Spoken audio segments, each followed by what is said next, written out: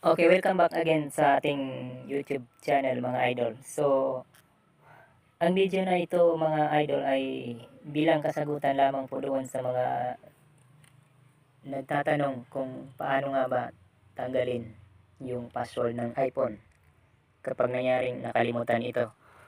So, doon kasi sa isang video ko na ang title ay kung paano tanggalin ang nakalimutang password ng cellphone ay marami pong nagko-comment o nagtatanong kung paano rin ba tanggalin ang password ng iPhone. So, ginawa ko ang video na ito bilang kasagutan po para doon sa mga nagtatanong. So, maliban pa po doon, magbibigay na rin po ako ng tips para sa mga iPhone user o sa mga gustong bumili ng iPhone, sa mga may balak gumamit ng iPhone.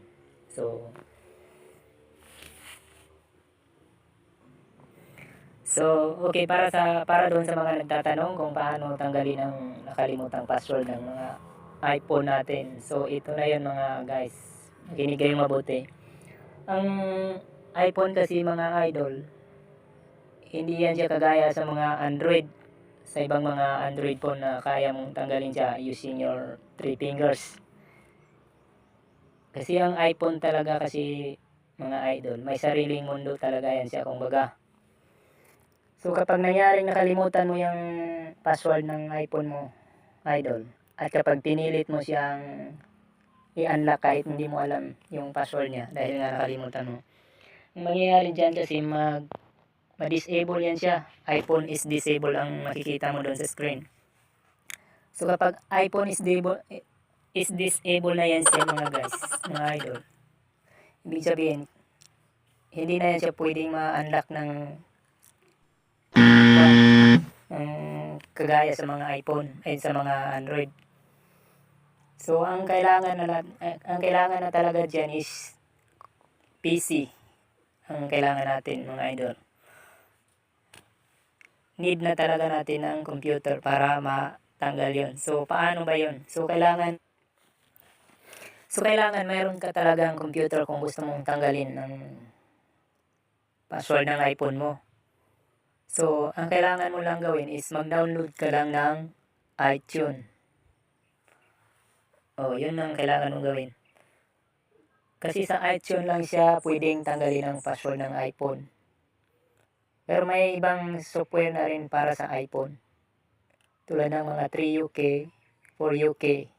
Ayan, para yan sa mga iPhone. Pero mahirap din po magtanggal ng password ng iPhone sa computer. Kasi pag nakalimutan mo yung Apple ID mo, pag natanggal mo na yung password, kasi i-restore mo lang naman siya sa computer.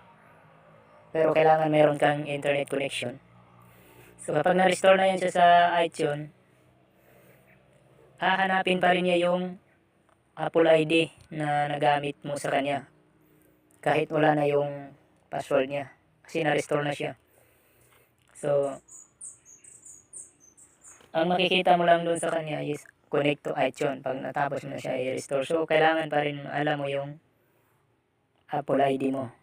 So ang problema lang guys, kapag hindi mo alam yung Apple ID mo, nakalimutan mo. Kasi yun pa rin talagang hahanapin ng iPhone mo. Pero sa mga ibang software para sa iPhone, pwede rin matanggal yung Apple ID. Maalis yung Apple ID.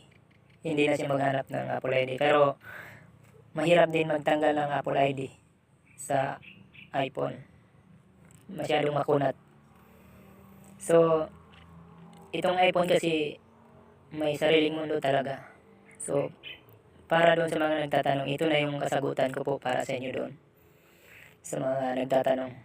So, hindi po natin kayang tanggalin ang password ng ating mga iPhone gamit lamang ang ating mga kamay. So, ang maibibigay ko naman po na tips para doon po sa mga gustong bumili ng iPhone at gustong gumamit ng iPhone. At sa mga bumibili ng second hand na iPhone. Sa mga hindi pa lang nakakaalam except lang sa mga may alam na sa iPhone.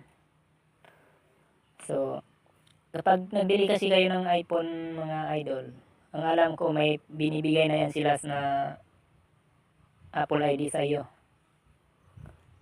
So, yung Apple ID na bigay nila sa iyo, dapat alam mo yun, dapat tandaan mo, i-memorize mo.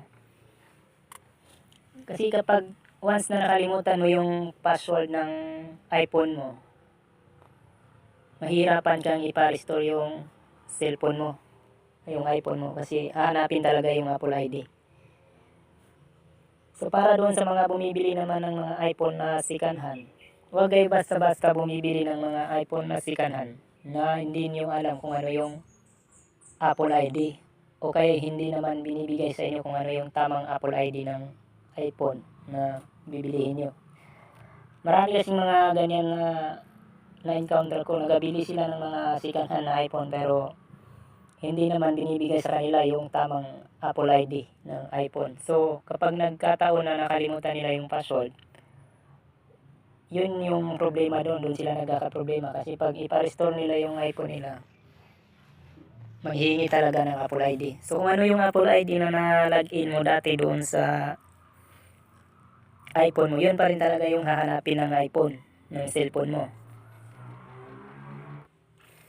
Itong iPhone kasi mga idol, iba talaga ang paggawa sa cellphone na ito. May sariling mundo talaga siya. Kaya hindi ka basta-basta makapag-share ng mga files sa ibang cellphone. Dahil makasarili talaga ang cellphone na ito. Kaya ako hindi ko gina-recommend sa mga bumibili ng cellphone ang iPhone. Kasi nga, pasikatan lang talaga ito. Mahal nga talaga ang presyo dahil nga branded talaga siya, pero pagdating sa paggamit, yun talaga yung problema doon. Pag nakalimutan mo yung password niya, mahal na rin talaga yung pambayad mo, lalo na sa mga matataas na iPhone ang presyo. So, yun lang yung masasabi ko sa inyo mga idol. Kapag nagbili kayo ng cellphone, lalo na sa mga bumibili ng second hand na iPhone, huwag kayong bibili ng iPhone na hindi alam ng mayari yung Apple ID niya. Kasi kayo na rin ang kawawa.